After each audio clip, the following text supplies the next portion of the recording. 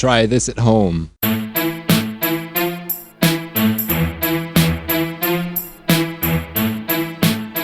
Hello and welcome to the Why Work podcast series. You are listening to Trajce, Sarah Bazell and Alan Girl. The topics presented in Why Work contain adult themes and are often confronting. They contain references to death, sex, inappropriate, offensive or obscene workplace behaviour. Listening discretion is strongly advised. Yeah, we've got to be careful. Episode 1 describes how the podcasters Alan, Sarah and Trajce met. The crew discusses the vulnerabilities of the human experience through storytelling. Trajce reflects on his love of music production, Sarah talks about her yoga practice, and Alan reveals his interest in agriculture and his vintage tractor operations. The crew also talk about the joy of work, or unwork as Sarah likes to call it, that is her joy work, and work. It's the stuff, the burdensome stuff that could be improved, Sarah extrapolates. The fundamentals of hazard versus risk and implications of these terms are also debated. Reflections are made on the adversarial system in the law. In a civil and just society, we should behave, according to Trajce. Alan, I've been shocked at some of the stuff that you brought to the table. That was good. That was a good recording. Season 2, Episode 2. The wheels are slow to turn in the Hollywood industry to minimise risk on the set of television or movies.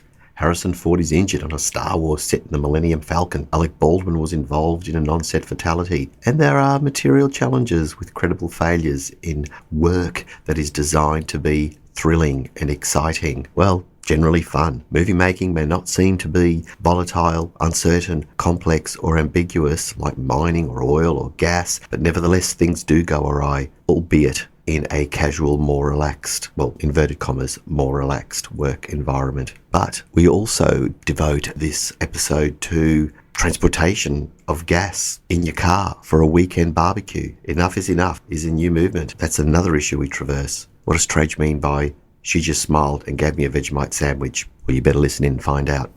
Episode 3. What is life really like in a sport? Okay, just sport. Just sport. In Season 2, Episode 3, Trajce chimes in with the fact that bouldering is now an Olympic sport. It's time to crush the yellow, blue, yellow, white and black in bouldering. Whatever that means. What about when the sporting field is your workplace, or when the tennis court is your workplace? Aggression and the will to fight is part of the game, says Sarah. We love our sport, says Alan. In football, a shoulder charge tackle, unfortunately, can cause a fatality, and we unpack those issues. The worker's condition was determined to be incompatible with life, and that was a confronting statement for Sarah. Tragic indeed. We present the findings of an inquest. What are the unlikely material unwanted events when examining work events? Asks Sarah. And this question is really important for this episode. Well, Trajce was berated by John McEnroe to listen to find out what that was all about. Episode 4, The Safety of Sport. Without losing the spirit of sport, we continue on our sporting journey, because after all, it is a sporting life in Australia. In Season 2, Episode 4, the crew discuss the work from anywhere phenomenon, and we continue on this discussion, as you will recall from our previous season. On this occasion, we look at the enforcement of regulations as a reluctant approach. It's food for thought, says Trajce. Also, Trajce reminds us that the criminal law sanctions can still apply to illegal acts occurring on the football field. The idea that those involved in sport, the corporations, the owners, and the way in which they empower themselves through self-regulation and codes of conduct to try and lift the game is essentially an issue where the rubber meets the road in respect of sport seen through the lens of work. Right, we change the pace.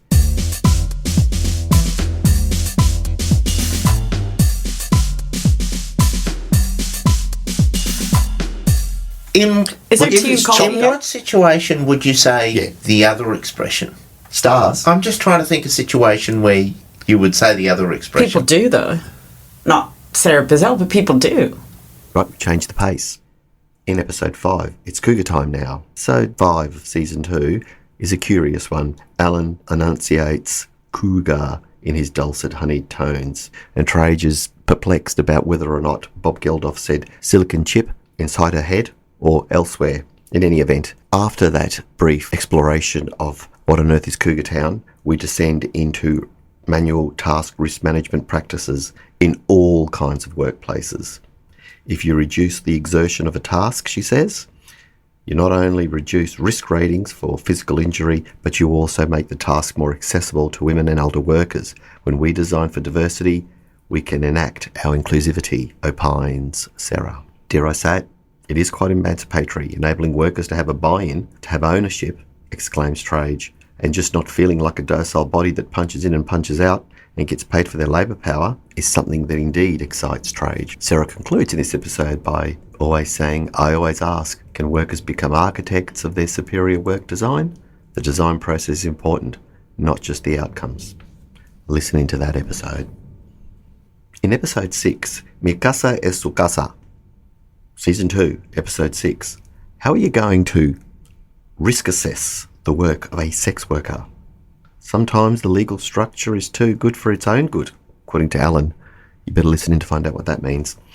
When you operate with blurred lines in the structure of employment, you can be subject to full employment laws as a person conducting a business or undertaking, and a worker can be eligible for compensation. It's problematic when alcohol intake and other behaviours are the norm and part of the workplace culture, laments Trajce. Sarah ponders how the same work design considerations apply, or how they could apply, and who enacts or regulates this when industries like sex work, movie production or sport have not compelled such practices.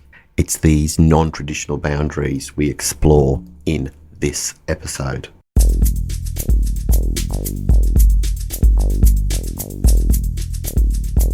Are you saying you heard someone say that? You're stunning. Yeah. I have to pause before I say it because I'm likely You to. would say the wrong one. I can tell you're about to say the wrong I'll tell you one. something.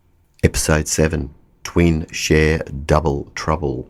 We continue along this non-traditional trajectory. Season 2, Episode 7 explores work travel antics and the constraints when an employer expects workers to share a room. Sarah reminds Trajce and Alan about an old state government jingle for men and women too, and the culture of alcohol intake. Work travel seems to erode behavioural boundaries, marvels Sarah. Trajce and Alan are also perplexed by all this. Alan tells a very confronting story about a drunken non-sleep behaviours and the resulting triggering and trauma attached to that situation. That's a scene from Shogun, Sarah pipes in. Alan admits, I think I'd be pretty depressed if that happened to me. In episode 8, Reality TV, Trajce admits to his fashion, or rather obsession, with reality TV. He's even written a book on it, and apparently he was actually on a reality TV show. The crew discuss reality TV and the phenomena of naming and shaming. I can see how the camera person may be considered a worker under current work and health and safety legislation, says Sarah, but she never would have thought or even considered that the notion of a worker could apply to a contestant. But as Alan says, using his favourite maxim, mantra-like, there is no voluntary acceptance of risk. Episode 9, Quid Pro Quo, Go Hard, Go Prosecutorial. In Season 2, Episode 9, No More Shoddy Light Fittings in Hotel Rooms. The crew reflects back to Season 1, Episode 1 and Bubbles of Trouble. If you haven't heard that, you'd better listen to it. Alan says, I guess that for any accommodation provider, there will probably be anticipated some bedroom activities. Sarah explains the boundaries that erode during work travel scenarios. She talks of fruit and chocolate in foreign jurisdictions and the concerns raised in remote regions of Australia to watch out for trouser snakes while out in mining sites. And Sarah discusses some confronting stories about how it's to me in exchange for my business referrals. So outside of these city-centric accepted work escapes, this is where the rubber meets the road. Quid pro quo indeed. Trajce is a simple answer. Go hard, go prosecutorial.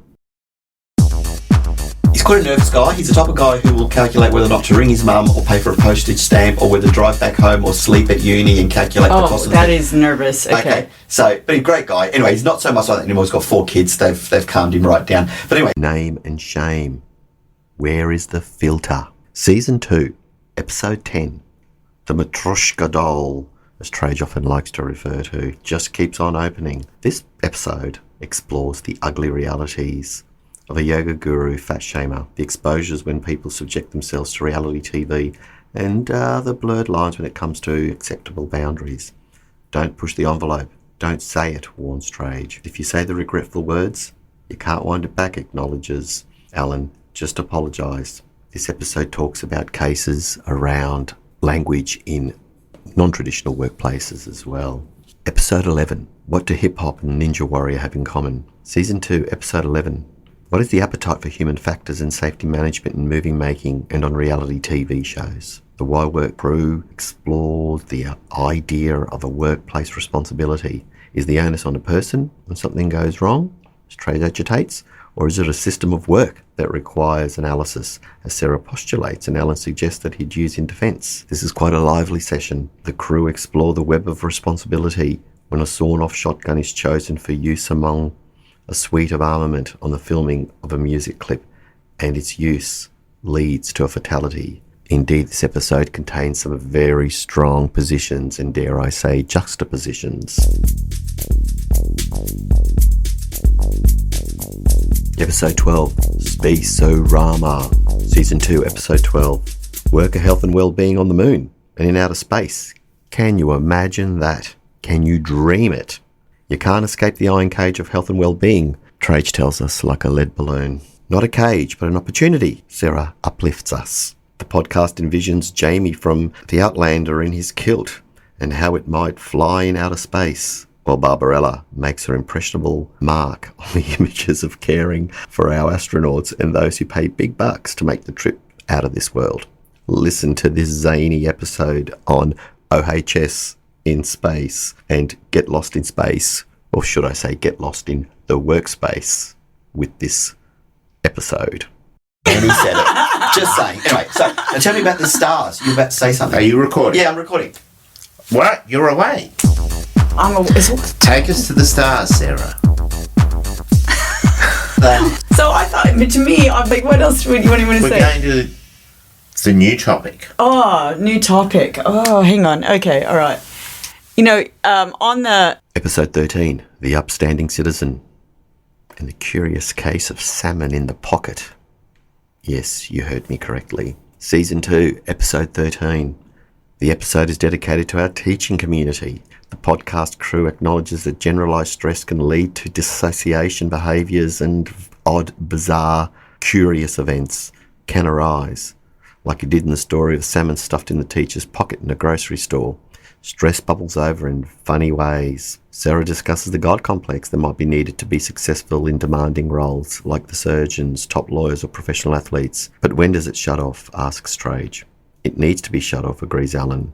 There are immense pressures in accepting job roles when the personal life is watched as closely as the professional life. Listen to the cases on some very concerning and distressing teacher experiences. Episode 14, Spirit Animals. Season 2, Episode 14, our very last episode of the season. The river otter, the wise owl, and the transformation of a deer to a stag and back again.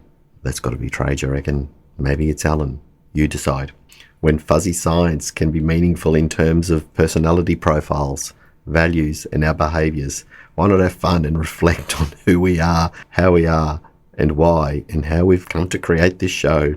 This episode reveals more intimate details about the mugs from backwater Brizzy. Listen in and join the journey. Join the journey with the podcast crew, Trajce, Alan, and Sarah. See you next time.